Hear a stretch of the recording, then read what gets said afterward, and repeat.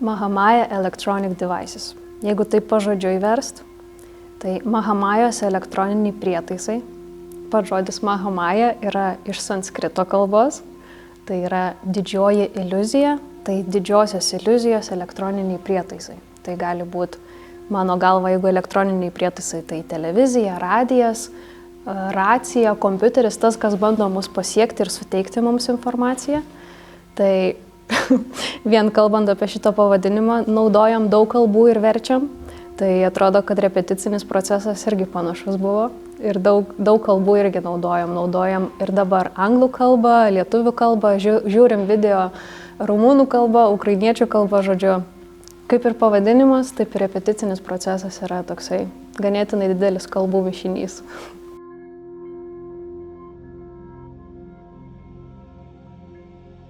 Šitas kūrinys apima labai daug temų. Ir jos tokios meilė, santykiai, kaip man būti su kitais. Tai jos tokios ganėtinai, sakyčiau, pamatinės.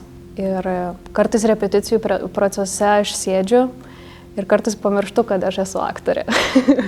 Pamirštu, kad ten sėdi režisierius, kad čia sėdi asistentai, kad mes apskritai esam teatre. Nes pats kūrinys labai skatina mąstyti apie savo kažkokias tai jau suformuotas, pavyzdžiui, mintis, vertybės apie kažką. Ir tada repeticijų metu aš dažnai perkratau, kaip aš elgiausi, ką aš apie tai mąstau. Tai vat, kaip mane liečia asmeniškai, tai būtent, kad aš save kaip žmogų šitame procese labai ugdau. Tai yra labai didelė dovana, sakyčiau.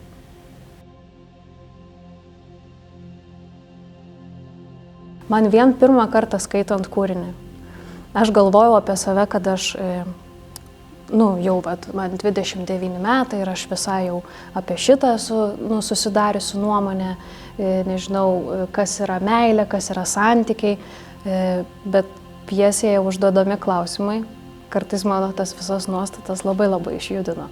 Ir aš tada pasimečiau, man labai nepatiko tai, bet man atrodo, tame ir geras, man atrodo, efektas, kad tave išjudina ir tu išsijudini. Jo. Tai vat apie meilę ir santykius tikriausiai man labai buvo apie ką pamąstyti.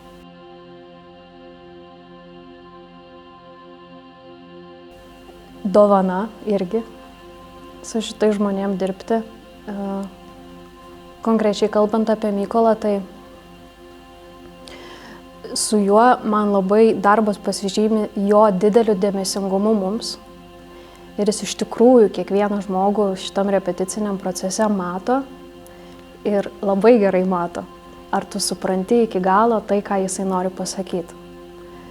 Ir va šitas dėmesingumas, tai yra wow, nes tu gali jį, to dėmesingumo mokytis, iš tikrųjų pamatyti žmogų. Ir ne tik tai repeticinėm procese, bet apskritai kaip kalbėti su žmonėm kasdien.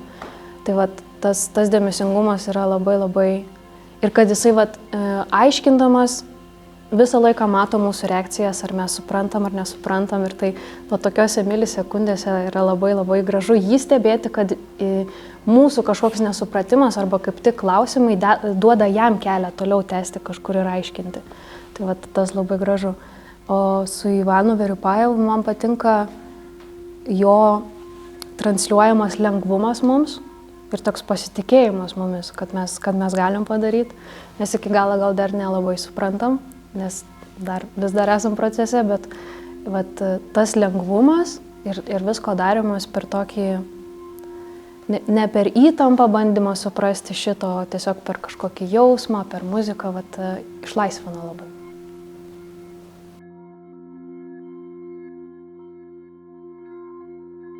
Skaitant pirmą kartą kūrinį, dabar repeticijų procese, už repeticijų proceso, šitas kūrinys tikrai labai suvirpina, gal ne tai, kad pakeičia, bet tiesiog išjudina.